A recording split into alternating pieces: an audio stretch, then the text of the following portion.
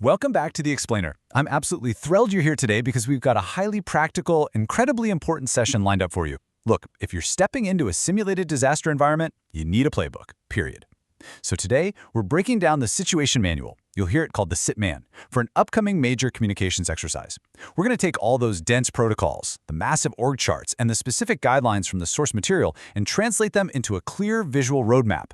By the end of this, you're going to be completely ready to hit the ground running. Let's get into it. So, what are we actually preparing for? This is your ultimate toolkit for the 2026 Beacon Functional Exercise. And just so we're all on the same page, Beacon stands for Building Emergency Area Communications, Operations, and Networks. This explainer is basically designed to walk you through that situation manual, which gives every single participant the tools they need for their specific roles.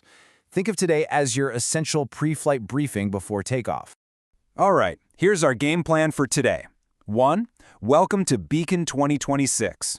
2. Emergency Coordination Frameworks. 3. Roles and Organization. 4. Rules and Guidelines. 5. Essential Exercise Forms. And lastly, number 6, Safety and Support. Simple enough, right? Let's get you ready to succeed. Starting right at the top, Section 1, Welcome to Beacon 2026. Mark your calendars because here is your exact playing time. The Beacon exercise goes down on Thursday, April 30th. It kicks off at 09 and wraps up at 17 Pacific Daylight Time. Now, as a participant, this situation manual is your absolute best friend during this window. It's explicitly designed to give you all the materials you need to actually do your job while the simulation is live. Moving right along to Section 2, Emergency Coordination Frameworks. Okay, this flowchart is brilliant. It perfectly illustrates how an incident escalates through the SEMS progression. That's the Standardized Emergency Management System. Notice how those arrows build step by step. Information and resource requests flow upward. They start right down in the field with the incident commander, move up to local government, jump to the operational area at the county level, then over to the OES region before finally hitting the state level. It is a highly structured chain of communication. So, you might be wondering, why does this even matter? Well, think about a real-world disaster. You have dozens of different groups trying to work together incredibly quickly, and it can easily turn into pure chaos. SEMS, along with the Incident Command System, or ICS, gives everyone a consistent structure, but more importantly, it gives everyone a shared language. When the pressure is on, these frameworks guarantee that folks across completely different jurisdictions and disciplines are speaking the exact same operational language. It's absolutely crucial. All right, Section 3, Roles and Organization. Now, this might look like a giant puzzle at first glance, but notice how clearly it maps out the hierarchy. If you drop down from the logistics section into the service branch, and then right into the communications and IT unit, you can see just how highly specialized this gets. You've got the communications leader overseeing different branches, like the Incident Communications Center Manager and the Auxiliary Communications Manager. This shows you exactly where your communication role fits into the massive machine of disaster response. Let's decode some of this alphabet soup, shall we? You really need to know who does what. The COMUs, they oversee all incident-related communications. The COM-L, they directly manage those systems. A RADO, well, that's your radio operator handling the actual transmissions. AUXI, that refers to auxiliary communications personnel. They're the ones providing those vital backup networks. And finally, the SPOC, your single point of contact. That's the person responsible for coordinating the flow of info between agencies. Knowing who holds these roles means you know exactly who to report to, which saves precious time. On to Section 4, Rules and Guidelines. I want you to really think about this for a second. When you step into this simulated environment tomorrow, with fake reports and simulated constraints, how are you actually supposed to act? Well, the short answer is, treat it like the real deal. You must respond exactly as if it were a real-world disaster. Now, yes, it's a functional exercise, meaning we're only testing specific segments within a time limit. So you kind of have to accept certain artificialities, like maybe resources mobilize faster in the game than in reality. The scenario is plausible, and it kicks off the second those field reports start rolling in. But listen, here is the absolute most important rule.